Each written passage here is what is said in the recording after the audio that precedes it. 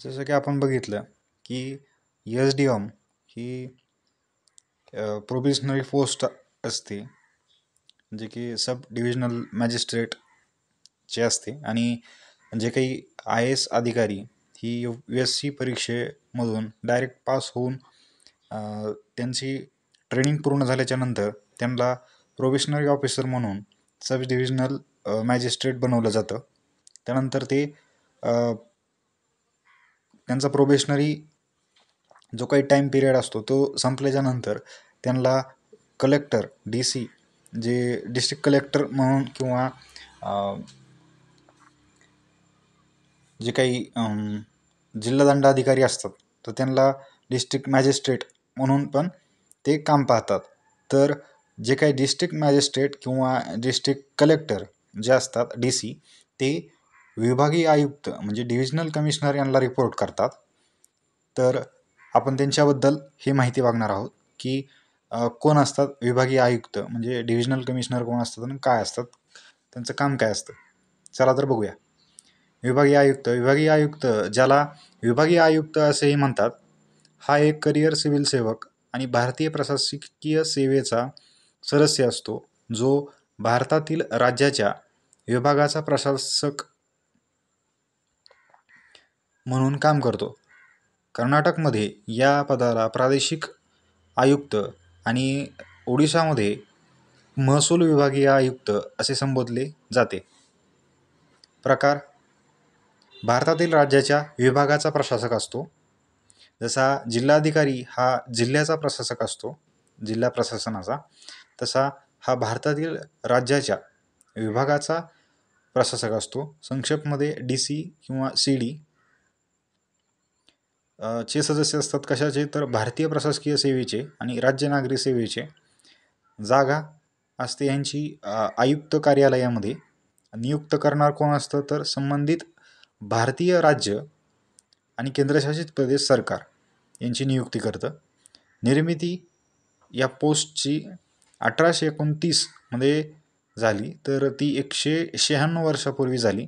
त्यांचा पगार असतो 1,44,200 बेसिकमध्ये. ते त्यांचं पेमेंट जाऊ शकतं की 1,82,200 पर्यंत, आणि इतर विविध भत्ते आणि सुविधा त्यांना असतात. या विभागाची स्थापना त्यांच्या अधिकार क्षेत्रातील जिल्ह्यांमध्ये जमीन महसूल प्रशासन आणि इतर प्रशासकीय कामांवर देखरेख करण्यासाठी करण्यात आली आहे. विभागीय आयुक्त जमीन महसूल प्रशासनाचे पर्यवेक्षण करतात आणि निवडणुका, आपत्ती व्यवस्थापन आणि आंतरविभागीय समन्वय यांसारख्या कामांवर देखरेख करतात. म्हणजे सुपरविजनचं काम हे बेसिकली हे करतात. तर पदाधिकारी सामान्यतः राज्य सरकारचे सचिव किंवा राज्य सरकारचे प्रधान सचिव या पदाचे असतात. विभागीय आयुक्त कार्यालयाची भूमिका ही विभागात असलेल्या सर्व राज्य सरकारी कार्यालयांचे प्रशासकीय प्रमुख म्हणून काम करण्याची असते. विभागीय आयुक्तांना विभागातील जमीन महसूल संकलन, कालवा महसूल संकलन आणि कायदा व सुव्यवस्था राखण्याची थेट जबाबदारी दिली जाते. विभागीय आयुक्त विभागातील स्थानिक सरकारी संस्थांचे अध्यक्षपद देखील भूषवतात. राज्य सरकारकडून अधिकाऱ्यांची बदली केली जाते आणि त्यांची बदली केली जाते. भारतातील अनेक राज्यांमध्ये हे पद अस्तित्वात आहे. विभागीय आयुक्त हे विभागाचे सामान्य प्रशासन आणि त्यांच्या नियंत्रणाखालील जिल्ह्यांचा नियोजित विकास करण्यासाठी जबाबदार असतात आणि महसूल प्रकरणांसाठी अपील न्यायालय म्हणून देखील काम करतात. विभागीय आयुक्तांचा इतिहास: ब्रिटिश प्रदेशाच्या विस्ताराशी संबंधित कामकाजाच्या व्याप्तीत वाढ झाल्यामुळे दूरदूरच्या जिल्ह्याचे प्रशासन सुलभ करण्यासाठी ईस्ट इंडिया कंपनीने 1829 मध्ये प्रशासकीय पातळीचा विभाग अस्तित्वात आणला. प्रत्येक विभाग एका विभागीय आयुक्ताच्या ताब्यात देण्यात आला. या पदाला महसूल आणि सर्किट विभाग आयुक्त म्हणून देखील ओळखले जात असे, कारण ते सर्किट कोर्टाचे अध्यक्ष होते. त्याचे सत्र न्यायालयापेक्षा अपीलीय अधिकार क्षेत्र होते. हे पद तत्कालीन बंगाल सरकारने तयार केले होते. विभागीय आयुक्तांची संस्था लॉर्ड विल्यम बेंटिक यांनी तयार केली होती. त्यानंतर पंजाब, बर्मा, अवध आणि मध्य प्रांत या अधिग्रहित प्रांतांमध्ये आयुक्तांची नियुक्ती योग्य वेळी करण्यात आली. आयुक्तांची जिल्हाधिकारी आणि महसूल मंडळ यांच्यात मध्यस्थीची भूमिका होती. 1907च्या विकेंद्रीकरणाच्या रॉयल कमिशनने ते कायम ठेवण्याची शिफारस केली. तथापि हा मुद्दा पुन्हा पुन्हा उपस्थित होत राहिला. विशेषतः 1919, 1935 आणि 1947च्या घटनात्मक सुधारणांच्या वेळी.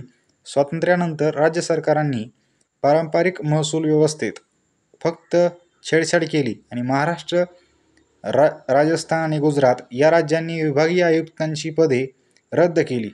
परंतु नंतर गुजरात वगळता इतर सर्व राज्यांमध्ये ती पुन्हा सुरू केली. विभागीय आयुक्तांची भूमिका.